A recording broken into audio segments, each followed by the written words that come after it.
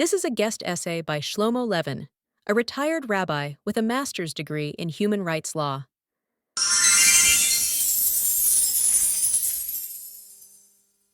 Political leaders around the globe, including the United Nations Secretary General, have endorsed U.S. President Donald Trump's Gaza ceasefire plan.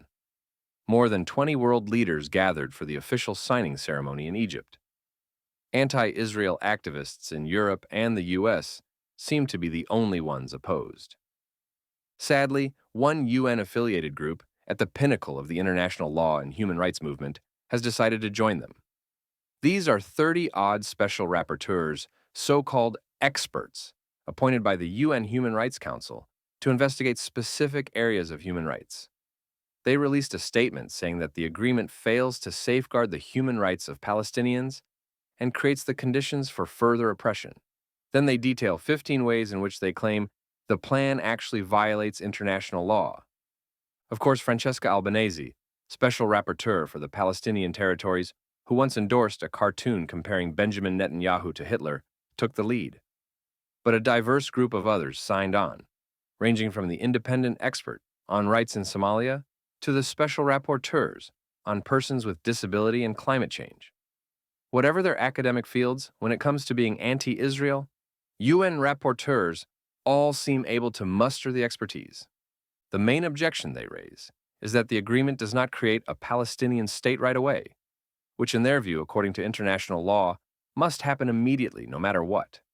Having foreigners as part of a temporary Gaza government is, according to them, quote, regrettably reminiscent of colonial practices and must be rejected. They claim the International Stabilization Force would, quote, replace Israeli occupation with a U.S.-led occupation. And what about the high likelihood that if Hamas was left in charge of Gaza, it would repeat the October 7th massacre? What about Hamas continuing its oppression of the Palestinian people, as it already has with a series of executions? This they simply ignore. But they also add purported international law violations that enter the realm of the ridiculous. They object to Gaza being demilitarized, claiming that could leave it vulnerable to future Israeli aggression. This makes sense only to those who believe the story that the October 7th attack and Hamas taking over 200 hostages was not the cause of this war, but merely just a pretext Israel seized upon to carry out an already premeditated attack. The rapporteurs see no reason to worry about how if Gaza was to rearm with rockets and tunnels, Hamas might launch a repeat of October 7th. But then, the rapporteurs come up with the real doozy. According to them, since Israel has, quote, committed international crimes against the Palestinians and threatened peace and security in the region through aggression against other countries, while Gaza must have the right to arm itself, Israel should be demilitarized. Even setting aside whether these accusations against Israel have any merit, it's stunning how the rapporteurs express no concern whatsoever for how a demilitarized Israel would be liable to destruction at the hands of Iran or Hezbollah, and of course also be vulnerable to future Hamas massacres. Evidently, according to their interpretation of international law and human rights, Israel is not even entitled to defend itself from its sworn enemies. They are also upset that Trump's plan does not order Israel to pay Gaza reparations for the recent war. They ignore that paragraph 10 calls for Gaza investment and redevelopment. One suspects they are disappointed because their true aim in reparations is not to find resources to rebuild Gaza, but rather to pose ruinous and impossible demands against Israel. And what about reparations for the October 7th attacks and thousands of illegal missile strikes targeting civilians going back over a decade? Regarding this, not surprisingly, they say nothing. Then they criticize the plan because, quote, there is no commitment to transitional justice, historical truth-telling, or genuine reconciliation. Evidently, one of their key requirements for a peace agreement is that it force Israel to confirm their propaganda about genocide and starvation. They will inevitably find anyone who looks at the pictures of thousands of healthy-looking Gaza residents celebrating the end of the war and concludes starvation must have been a myth in violation of so-called historical truth-telling. They will cast any Israelis who point out that true victims of genocide wouldn't drag out negotiations to end the war or declare victory at its conclusion as, quote, unwilling to engage in genuine reconciliation. This narrative of Israeli war crimes is so precious to the rapporteurs that they prefer the war continue, rather than end it and have to confront the reality that much of their propaganda was false. They also complain that de-radicalization is imposed on Gaza only, while anti-Palestinian and anti-Arab sentiments, radicalization, and public incitement to genocide have been hallmarks of dominant rhetoric in Israel over the past 2 years.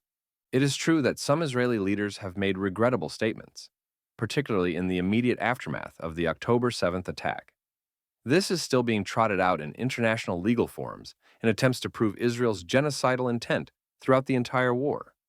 But to say that incitement to genocide has been the dominant rhetoric in Israeli society is false and libelous. As to be expected, the rapporteurs provide no evidence or justification for this claim. They completely ignore the endless times Israeli political and military leaders have made clear that the war is solely against Hamas, not the Palestinian people. However, de-radicalization of the Gaza population is desperately needed. According to a report released by the organization UN Watch, in September 2025, the UN Agency for Palestinians allowed its Gaza schools to be operated by Hamas, which used them to recruit child soldiers, glorify suicide bombers, and preach the annihilation of Israel. A report by U.S. Congress's House Foreign Affairs Committee in January 2024 found that the schools of the UN Agency for Palestinians use textbooks that teach Palestinians to grow up to massacre Jews like they did on October 7th. If there is ever to be peace, these poisonous seeds must be uprooted. But instead, the rapporteurs want to bring back the UN Agency for Palestinians. Their final objection to Trump's plan is that it does not provide a leading role for the United Nations, specifically for the UN Agency for Palestinians, which they say is, quote, vital to assisting and protecting Palestinians. The rapporteurs solemnly note that imposing an immediate peace at any price, regardless of or brazenly against law and justice, is a recipe for further injustice, future violence, and instability. This statement aims to become a self-fulfilling prophecy. Claiming that the current ceasefire is illegal and unjust is the best way to lay the groundwork for future violence and make it more likely.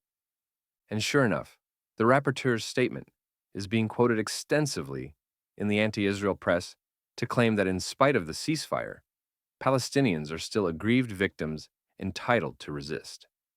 For example, Israel-Palestine News used the rapporteur's statement as a basis for an article blasting the peace plan.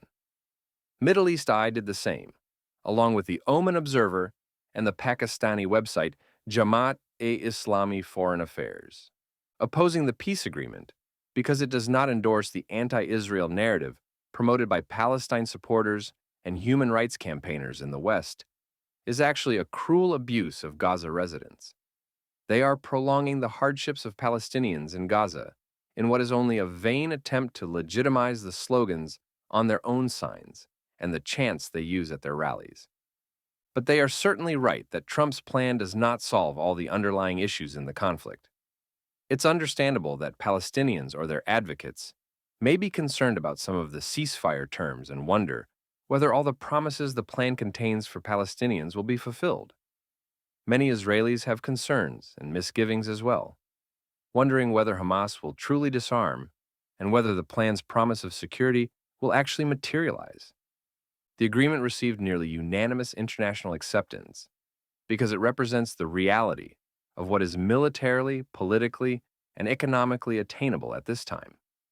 It ended the fighting, facilitated a release of hostages and detainees, and provides an outline for the future. Using outrageous demands such as that Israel disband its army or bankrupt itself on behalf of Gaza to undermine a ceasefire makes one an advocate for endless bloodshed. In the Talmud, Rabbi Yehuda ben Korcha says, quote, where there is justice, there is no peace, and where there is peace, there is no justice. What justice contains peace within it? Compromise. Anyone who clings to maximal, impossible demands and refuses to make reasonable compromises becomes an enemy of peace.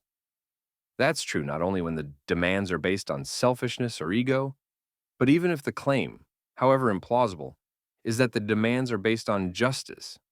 Human rights spokespeople need to be sending Palestinians and their supporters the message: now that the long sought after ceasefire has actually arrived, it is time to tone down the rhetoric and turn towards building a better future. They have to show that the goal is improving the lives of Gaza residents, not continuing to use the issue of Palestine as a weapon against Israel.